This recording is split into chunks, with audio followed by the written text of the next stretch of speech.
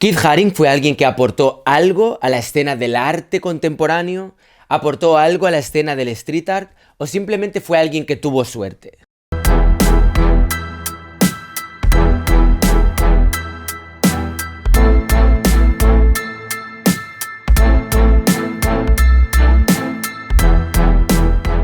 Soy Rayitox y en este vídeo te voy a hablar acerca de la vida de Keith Haring y te voy a dar mi visión personal acerca de su trabajo.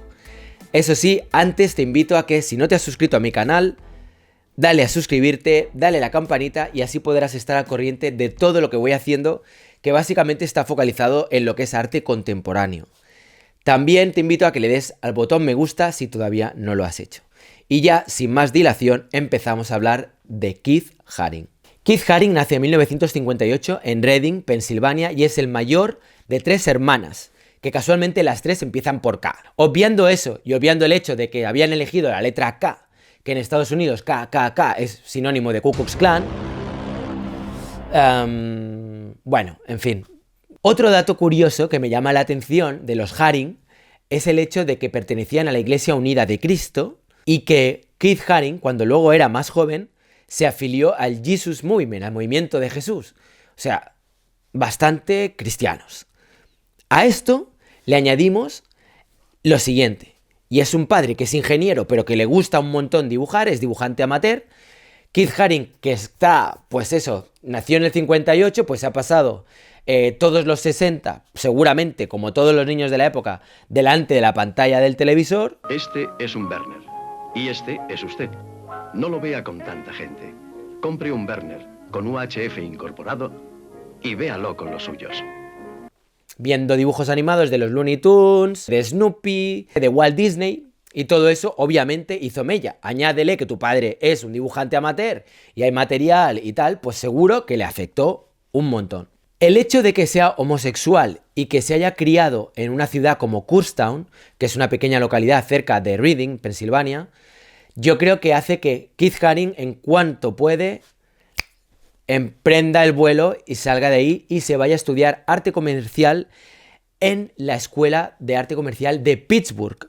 Yo quise meterle en la cabeza la idea de Dios, pero imposible. Él no quería ser una carga para nosotros y por eso se independizó para vivir su vida y hacerse a sí mismo. Bien, él atiende allí 2 semestres y se da cuenta de que aquello no es lo suyo.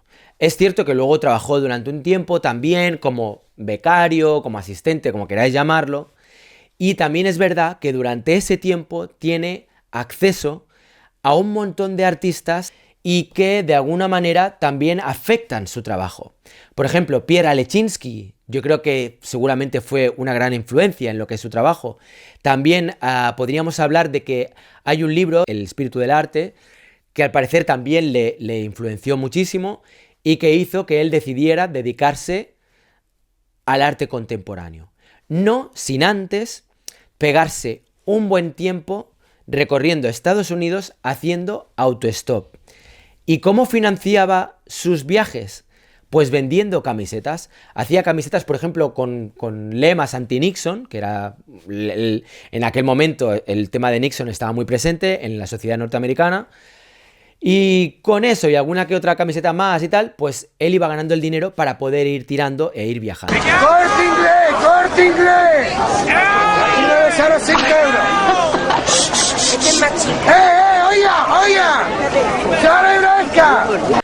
Con lo cual ya nos está dando un perfil de que, a pesar de que Keith Haring tiene esa cara de bueno, de que no ha roto un plato, es un tío muy avispado, con gran talento comercial y muy valiente, porque el decidir recorrerte Estados Unidos haciendo autostop, pues oye, cierto grado de valentía se necesita. Bien, ahora entramos en la etapa de Nueva York.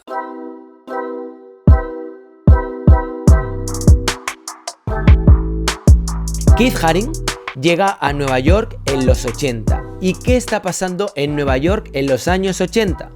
Pues en los años 80 lo que nos encontramos en Nueva York es que hay una escena de hip hop brutal, hay un montón de artistas que se están empezando a dar a conocer, que luego fueron amigos de él, como podía ser Jean-Michel Basquiat, como puede ser Kenny Sharp, como puede ser Richard Hamilton, que en aquel momento está ahí con las sombras, En fin, hay un montón de artistas que ya, digamos que están en ese proceso intermedio en el cual ya lo que hacen no es graffiti, pero todavía no acaban de ser aceptados dentro de lo que es el circuito del arte contemporáneo. Bien, Keith Haring llega a la Escuela de Artes Visuales de Nueva York, se empapa de todo aquello, se empieza a meter dentro de lo que es el mundo de la performance. Tener en cuenta que entre los profesores que tuvo a Kossuth, que como bien sabéis es uno de los padres del arte conceptual. Seguramente conoceréis esa obra de la silla, que está silla, hay una foto de una silla y está la palabra silla. Bien, pues este autor, entre otros, fueron seguramente personas que influenciaron enormemente la obra de Keith Haring a nivel intelectual. Pero ojo, hay otro factor también que seguramente influenció muchísimo en su trabajo y es las culturas primitivas, las culturas mayas, las culturas egipcias, la cultura aborigen australiana especialmente.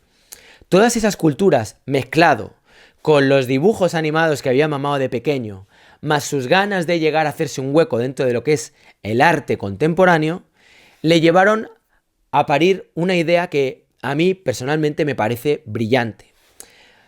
Me refiero al hecho de empezar a pintar en las pancartas destinadas a publicidad, que eran de color negro, para que luego se pudieran colocar ahí los pósters de los anunciantes, y él lo que hace es aprovechar ese fondo negro para, armado con una simple tiza, hacer unos dibujos súper sencillos que cualquiera podría hacerlo seguramente, pero que tienen varias características que a mí me llaman la atención. Una es que tienen un código propio. Dos, cada una de esas imágenes parece que te está contando una historia. 3. Incorpora elementos tanto antiguos como elementos contemporáneos. Es decir, tanto te parece un personaje Anubis, ¿no? Un ser humano con cabeza de perro, como incorpora seres extraterrestres, como incorpora imágenes que tienen una connotación sexual. Es decir, hace una melange, hace ahí como una mezcla que genera un lenguaje que a mucha gente que va en ese momento por el metro le empieza a suscitar curiosidad. Y no es que lo haga una vez, lo hace cientos de veces, muchos días. Se va allí con la tiza y empieza a dibujar. Hay una imagen de Keith Haring en la cual lo detiene la policía, ¿no? Que parece además como si fuera casi una representación teatral, porque es como que está el tío ahí mirando la cámara, no sé. Es una imagen un poco preparada. Obviamente no lo fue, no creo que el policía estuviera pagado, ni mucho menos. Pero hay que aclarar que Keith Haring fue detenido más de 10 veces. Es decir, no fue algo puntual que le pasó una vez. Keith Haring era alguien que cada 2x3 lo detenían. ¿Qué es lo que sucede con esta campaña que él hace? Porque para mí es como si hubiera sido una campaña de street art total. ¿Qué es lo que sucede? Pues sucede que de repente su nombre empieza a sonar más. A la que hace alguna exposición, por ejemplo, en un centro alternativo, en Times Square, ya la gente dice, ostras, este es el chico que está en el metro pintando. Esto hace que en Nueva York, cuando ya eres un poco conocido, de repente es como una bola de nieve, le empiezan a surgir más trabajos. Tony Shafrazi, que tiene una galería de arte muy importante en Nueva York, le llama y le dice, oye, venga, que te organizo una exposición. Esa exposición es un éxito, es una presentación por todo lo alto en todo lo que vendría a ser la High Society de Nueva York, de este personaje que crea un mundo, tiene su propio universo, con personajes muy sencillos y que tiene varias características, aparte de las que ya he dicho, y es el hecho de que el público objetivo de Keith Haring puede ser tanto el viandante que va por el metro o que va por la calle, como muy especialmente los niños. Si os fijáis, la mayor parte del trabajo de Keith Haring llama mucho la atención a los niños, porque es un tipo de dibujo muy sencillo, que ellos pueden imitar fácilmente. Y Keith Haring tenía como una conexión, una empatía muy especial con los niños. Bien, Keith Haring empezó a crecer, como ya os decía, Leo Castelli también se interesa por él, le organiza una exposición con esculturas, empiezan a pedirle murales por todo el mundo, participa en la documenta de Kassel y ya eso ya también acabó de propulsarle. En fin, digamos que hay varios eventos que van sucediéndose en su vida de manera muy, muy rápida y cada vez, pues, Keith Haring alcanza más notoriedad, yo qué sé, pues eso, lo que ya todo el mundo sabéis, colaboró con Grace Jones, pues tuvo una gran amistad con Madonna, amistad con Andy Warhol, amistad con Jean-Michel Basquiat. No hay que olvidarse de que gran parte de las últimas obras de Keith Haring también estuvieron realizadas con la colaboración de Ángel Ortiz, la 2.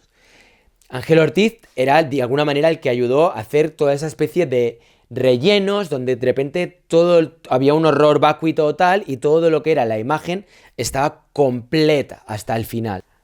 ¿Qué es lo que sucede? Pues que en un momento dado a Keith Haring le diagnosticaron que tenía SIDA. En el momento en que se lo diagnosticaron, no es como el actual, era sinónimo de que te ibas a morir, y no solamente era el sinónimo de muerte. SIDA era también sinónimo de marginación social. Para él, obviamente, eso fue un shock. Y los últimos años de su vida los batalló hasta el final. Y a mí eso me parece que es algo súper bonito por su parte, el decir, yo, vale, tengo SIDA, el tiempo que me queda de vida lo voy a dedicar a hacer cosas que puedan ayudar a la gente, que puedan ayudar a concienciar. Y ya ahí, o sea, cuando alguien está en ese estado, yo creo que ya no te importa tanto ni riqueza ni fama. Lo que te apetece es dejar un legado lo más positivo para la humanidad y tratar de ayudar en lo posible a la gente que hay a tu alrededor. Yo creo que esa es un poco la energía que a mí me transmite Keith Haring. Finalmente falleció y bueno, pues ahí se acaba la historia. ¿Qué nos queda de Keith Haring? Pues nos queda un montón de murales, algunos se han repintado, otros se han restaurado, nos queda un montón de obras, nos queda el que Keith Haring yo creo que ha sido precursor en muchas cosas, como por ejemplo, hay una que creo que es muy importante, y es que él, al margen de participar de lo que es el circuito y vender en grandes galerías obras por precios estratosféricos, él también quería poder llegar al gran público, entonces abrió una tienda que se llamó Pop Shop, en la cual lo que hacía era vender pósters, camisetas, postales, chapas, en fin, todo lo que es su merchandising. Creo que es uno de los precursores porque si bien Andy Warhol también era una persona que tenía mucha capacidad para comercializar su trabajo, no llegó al punto al que llegó Keith Haring. Y que yo creo que luego abrió pues todo un campo para otros artistas que han venido posteriormente, como ha podido ser Takashi Murakami o como puede ser Coase, que también son artistas que al margen de participar de lo que es el circuito más elitista del arte contemporáneo, tienen también su propio circuito donde venden su merchandising, sus personajes, sus dibujos, etc. Más cosas que me parecen, esto ya en el terreno de la opinión personal, importantes de Keith Haring. Una, como decía antes, su capacidad para innovar y poder generar un vocabulario propio, un lenguaje propio. Dos, el ser capaz de generar ese vocabulario partiendo de un material, como os decía, tan básico como puede ser la tiza. Como os decía también, el Pop Shop, de montar una tienda abierta a todo el mundo. Cuarto, el hecho también de que en un momento dado no se quedara solamente haciendo obras que pudiera vender en galerías, sino que sale afuera a la calle y se dedica a hacer murales. Eso yo creo que es algo que, si os fijáis actualmente en la mayor parte de street artists, yo creo que la estela que han seguido es la estela que marcó Keith Haring. Es decir, juegan con arte contemporáneo y su circuito, pero tienen sus propias líneas de merchandising, donde venden sus propias cosas a través de sus webs o de sus tiendas, pero por lo general tiendas online, y están presentes dentro de lo que es el espacio público. Un buen ejemplo podría ser Shefar Feiri con Obey, que seguramente todas conoceréis. Shefar Feiri es un artista que se mueve en el circuito de galerías, es un artista que tiene su propia línea de merchandising, en su página web puedes encontrar todo tipo de artilugios, tiene su marca de ropa, pero no deja de hacer murales comisionados allí donde se los piden y, por supuesto, se los pagan. Resumiendo, me parece que Keith Haring fue indispensable para el arte contemporáneo. ¿Indispensable? No. Creo que es una figura importante dentro de lo que viene a ser el circuito del arte contemporáneo. Sí. ¿Innovó? Sí. ¿Su arte es sencillo y por eso pierde valor? Absoluta y rotundamente no. Quiero dejar claro una cosa. Ser capaz de transmitir una idea de una manera sencilla, que pueda llegar a todo el mundo, que cualquiera pueda hacerla o no, no es tan fácil. El ser capaz de transmitir una idea que cale en la mayoría de la gente, que en un momento dado pueda ser entendida, que pueda ser asimilada, y en el caso de Keith Haring que pueda gustar a un gran colectivo, no es tan sencillo. O sea, a mí no me parece que sea tan sencillo. Otra cosa también que he oído en algún que otro vídeo de YouTube, no voy a dar nombres, es que Keith Haring prácticamente durante toda su vida hizo lo mismo y que no evolucionó. Me parece que no es cierto. Si tú ves la obra de Keith Haring, verás que hay una evolución desde cuando empezó a principios de los 80 a cuando falleció. No solamente en el uso del color, no solamente en su colaboración con Ángel Ortiz, que eso también es evolución, el abrirte a colaborar y decir, bueno, quiero participar con esta persona porque me gusta las obras que creamos entre los dos. Eso es evolucionar. Y luego también en que su trazo, si bien al principio era como más limpio, luego se fue abriendo un poco más a que fuera más expresivo. Es otro detalle también que me llama mucho la atención de Keith Haring, es cómo fue capaz de adaptarse a múltiples materiales, cómo fue capaz de pintar sobre personas, sobre objetos, sobre todo lo que pillaba. Le daban cualquier cosa y él pintaba encima. Y otra cosa también que me llama mucho la atención de Keith Haring es algo que a mí me encanta, y es cuando una obra no admite error y lo que sale es lo que nace del primer impulso. Keith Haring no hacía bocetos previos, no tenía error, era como la pintura sumie, como es un tipo de pintura japonesa que es un trazo y lo que sale es lo que sale, no se puede borrar. Pues bien, Keith Haring lo mismo, hacía un personaje, si salía bien, bien, si no, ahí se quedaba, pero él, o sea, no iba con una hoja preparada para saber lo que iba a hacer, no, lo tenía más o menos en la cabeza y lo iba creando al momento, con lo cual iba todo el rato ejercitando su velocidad creativa, su capacidad de innovar, su capacidad de improvisar al momento. Y eso a mí es algo que me parece súper creativo, me parece súper digno de quitarte el sombrero y de reconocerlo. Eso hay que reconocerlo. Igual que reconozco que hay alguien que tenga mucha técnica y que tenga la paciencia, la maestría de poder estarse horas y horas repitiendo lo mismo hasta que le sale bien y tal, me parece que también hay un gran grado de maestría en el que tú hagas dibujos tal cual te vienen, como si estuvieras canalizando y los plasmes ahí, ya sea en una pared, en un lienzo o donde sea. En ese aspecto me parece que Keith Haring también fue alguien muy valiente, como todo lo que fue haciendo a lo largo de toda su vida. Bueno, eso es todo lo que os quería comentar sobre Keith Haring. Espero que os haya servido un poco para haceros una idea de quién fue este gran artista, a mi juicio, gran artista. Me gustaría saber si estáis de acuerdo conmigo, si pensáis lo mismo, ¿os gusta Keith Haring? ¿No os gusta Keith Haring? Si no os gusta, por favor, explicarme por qué no os gusta. Y si os gusta y es por alguna razón que yo no he incluido en este vídeo, dejármelo también en los comentarios porque quiero saber qué opináis. Bueno, un fuerte abrazo, espero que nos veamos muy pronto, no olvides suscribirte, darle a la campanita y darle al like si te ha gustado el vídeo. Y ya está, venga, nos vemos muy pronto, chao.